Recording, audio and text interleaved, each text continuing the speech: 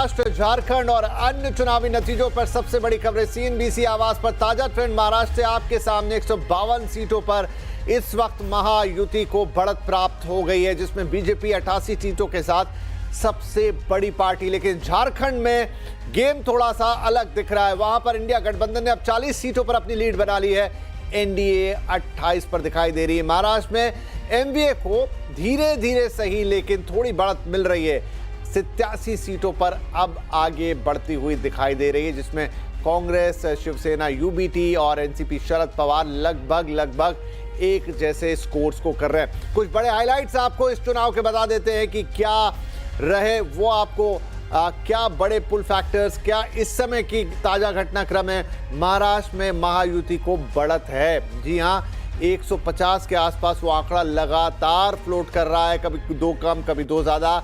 महायुति ने बहुमत का आंकड़ा उस लिहाज से जो 145 है, रुझानों में कम से कम पार कर लिया है। बड़ा सवाल ये कि क्या ये रुझान रिजल्ट में बदलेंगे, क्योंकि धीरे धीरे महाविकास अघाड़ी की भी सीट्स बड़ी हैं, 87 हो गई, लेकिन 155 इधर ज्यादा झुक गया है। रुझानों में एमवीए काफी पीछे है, उस लिहाज से सरकार नहीं बना सकती अगर यही कन्वर्ट होता है।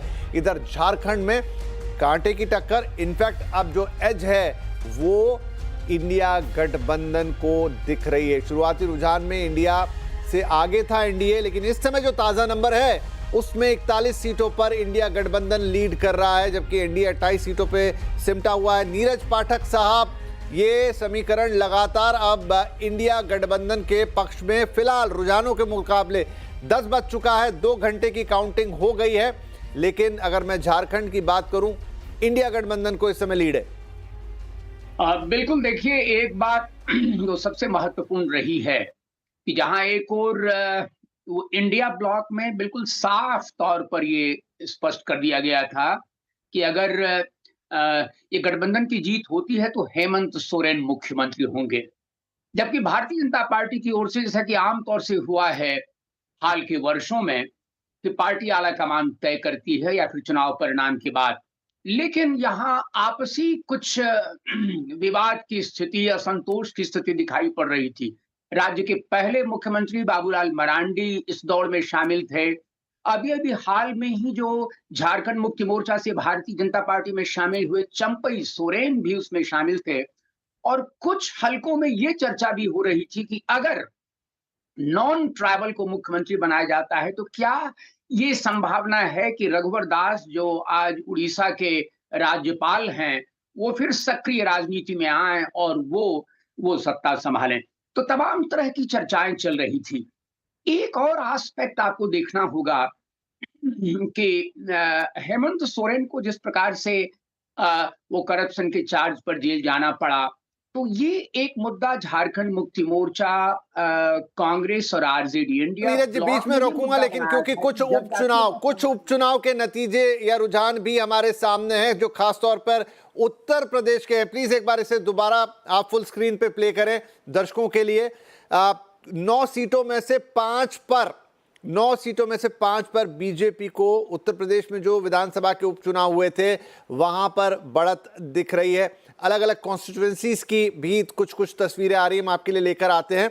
तो 9 के वहां कुल 14 सीटों पर था, उसमें से अभी 9 क्या हमारे पास है, 9 में से 5 पर बीजेपी को उत्तर प्रदेश में बढ़त दिख रही है। फूलपुर सीट पर समाजवादी पार्टी का प्रत्याशी आगे है जरूर, लेकिन जो ओवरऑल नंबर था ये देखिए, उत्तर प्रदेश में 9 विधानसभा सीटों में से 5 पर बीजेपी आगे इस वक्त चल रही है। ये भी बड़ा इंपॉर्टेंट होगा, क्योंकि एक तरह से जिस तरह का प्रदर्शन लोकसभा चुनाव में रहा था, नतीजों पर नजर होगी यहां पर बीजेपी की कि किस तरह का प्रदर्शन पार्टी करती है। 1 सीट पर आरएलडी, 3 पर समाजवादी पार्टी का उम्मीदवार भी आगे है, और गाजियाबाद में बीजेपी के संजीव शर्मा आगे चल रहे हैं। तो ये छोटा सा अपडेट उत्तर प्रदेश में जो बाइपोल्स हुए थे, सीतामऊ सीट से समाजवादी पार्टी के उम्मीदवार आगे हैं, लेकिन कुल 9 सीटों में से 5 पर बीजेपी को एक बढ़त दिखाई दे रही है रुझानों में इस वक्त। ये बड़ी चुनावी हाईलाइट जो कि उत्तर प्रदेश उपचुनाव से था।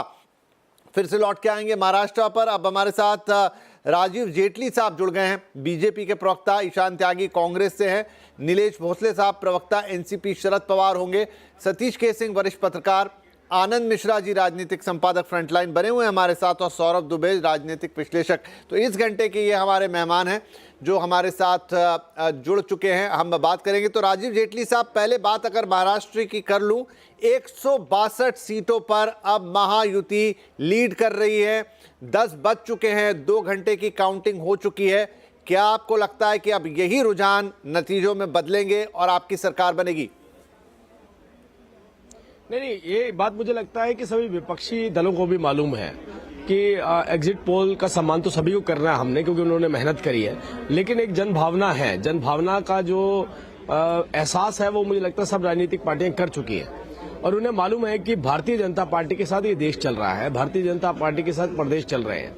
और भारतीय जनता पार्टी में जिस तरीके के एग्जिट पोल आपने दिखाए गए, आप देखिए पीछे भी हरियाणा के चुनावों से पहले, तो उसमें भी कहीं ना कहीं थोड़ी बहुत कंफ्यूजन रही है। वो कंफ्यूजन एग्जिट पोल के माध्यम से ना होती तो हो सकता है इससे भी बड़ी विक्ट्री हमारी होती। और अभी तक जो एग्जिट पोल दिखाए जा रहे थे, और अगर मैं इसकी फिगर को आपकी स्क्रीन पे देखूं तो आज उस एग्जिट पोल को भी हम ब्रेक कर चुके हैं, उससे भी आगे जा चुके हैं। तो ये बात कहीं ना कहीं सीधे तौर पर दिखा रही है कि प्रदेश की जनता और देश की जनता जो है वो मोहर लगाना चाहती है अपने हमारे विकास के मॉडल पे, वो मोहर लगाना चाहती है इस देश की सुरक्षा पे, और वो मोहर लगाना चाहती है एक रिलायबल सरकार के ऊपर जो केवल भारतीय जनता पार्टी दे सकती है। ये सारी बातें, क्योंकि एक भी ऐसा आधार नहीं जिन वजहों से कोई भी राजनीतिक पार्टी दूसरी पार्टी के साथ चली जाए, कोई जनता दूसरी राजनीतिक पार्टी के साथ चली जाए। तो मुझे लगता है कि ये फिगर्स और बढ़ने वाली हैं, और ये फिगर बढ़ने वाली हैं, इसका एहसास हमें तो है, लेकिन हमारे साथ साथ जो लोग हमारे खिलाफ लड़े हैं उनको हमसे भी ज्यादा है शायद, क्योंकि उन्हें मालूम था कि उनके हर नारा फेल हो रहा है। उन्हें मालूम था किसी भी की तरीके की उनकी गारंटी जनता के बीच में नहीं चल रही है। तो ये सब बातें मिलजुल करके यही दिखाती हैं कि भारतीय जनता पार्टी एक मजबूत सरकार महाराष्ट्र में और मजबूत सरकार झारखंड में बनाने वाली है।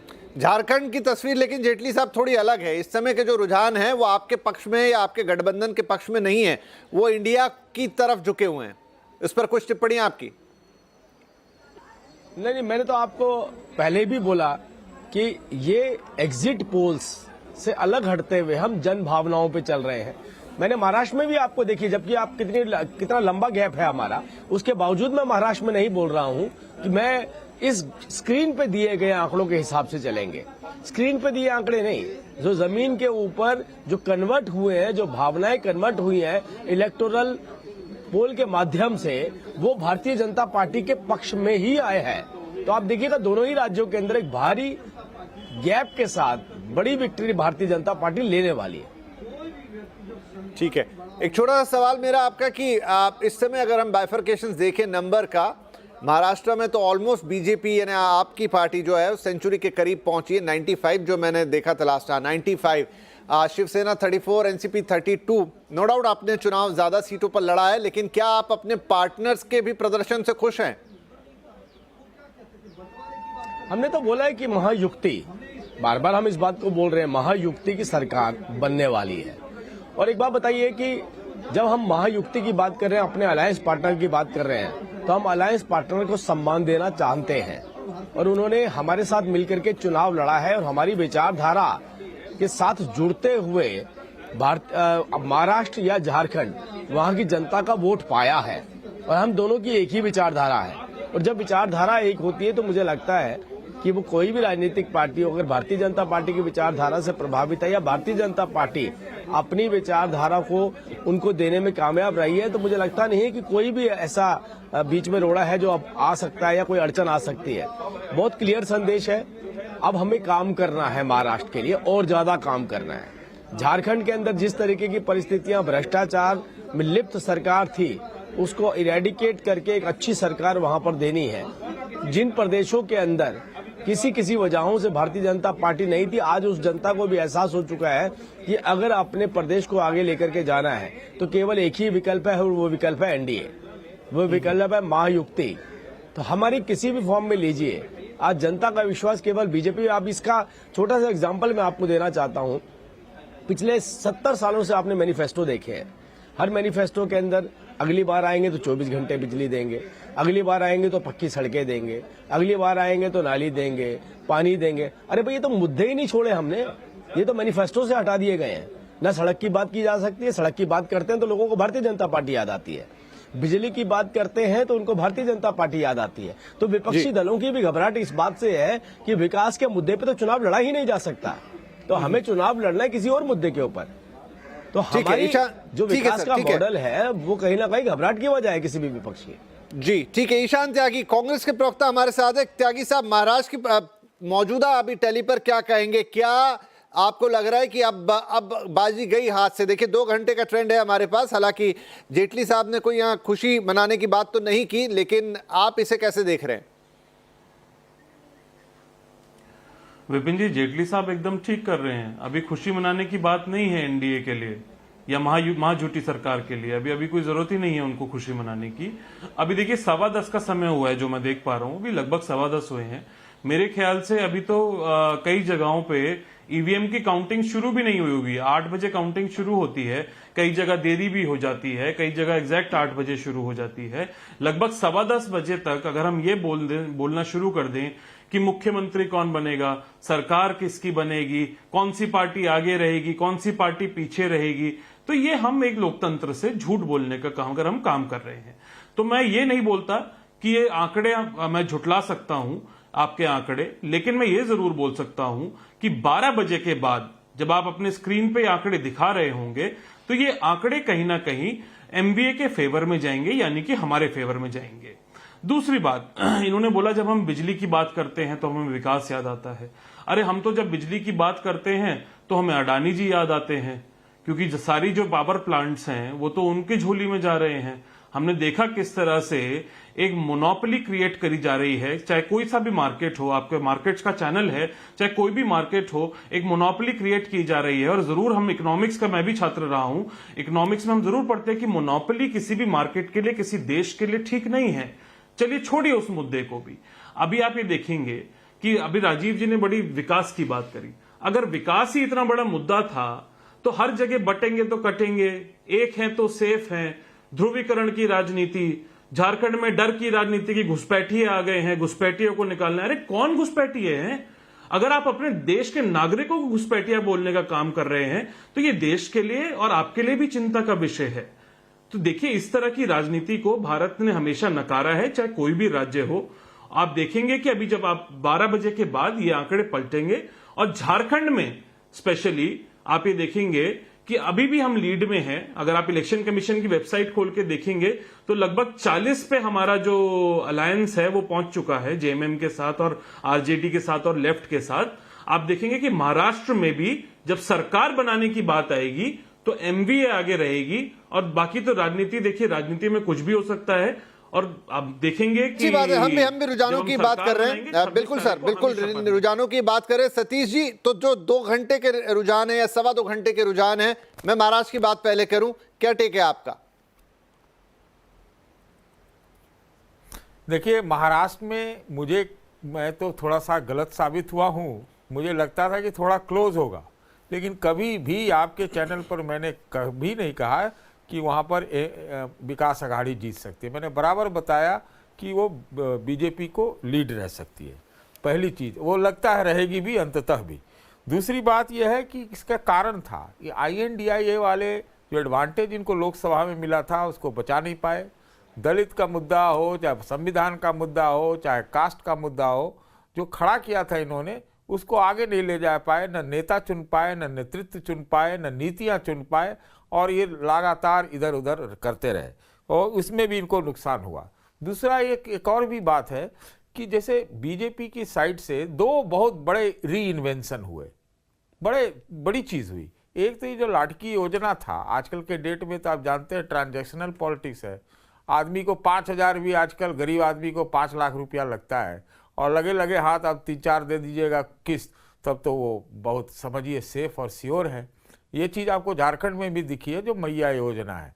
दूसरी चीज़ जो बात यह है कि जो INDIA गठबंधन है, मुझे तो कभी मतलब सच बताऊं, मुझे एक लगता था कि कहीं ये वोट जिहाद ये वाली बात हो रही है या फिर ये बटो कटो वाले नारे हो रहे हैं। उससे हो सकता है कि विपक्ष में जो मुसलमान जो है वो एक कंसोलिडेट करके वोट दे दे इनको, लेकिन ये वोट लेने वाले जैसे नहीं लगते थे। ये मुझे बराबर एहसास था। तो महाराष्ट्र के बारे में यही है। दूसरा एक और भी चीज़ हमको कहना पड़ेगा कि आरएसएस बीजेपी ने वहाँ पर रैंक्स को क्लोज किया। जो महाराष्ट्र में लोग कहते हैं पूरे देश में ही कि लोकसभा के समय नहीं दिखा, तो ये चीज़, दो चीज़ें हुई है। और एक बात और भी है, बात आई है कि महाराष्ट्र में अगर INDIA गठबंधन चुनाव हारती है तो इसका कितना बड़ा खामियाजा होगा विपक्षी एकता को। इसलिए होगा क्योंकि पूरा भूचाल हो जाएगा, भूकंप हो जाएगा कांग्रेस नेतृत्व पर, उनके आपस में एक होने पर, वगैरह वगैरह, शरद पवार की भूमिका को लेकर वगैरह वगैरह नया गढ़ा जाएगा। और ये महाराष्ट्र की जीत है, वो पूरी तरह से इनको बीजेपी को बहुत ज्वलंत जीवंत कर देगी। तो ये एक पक्ष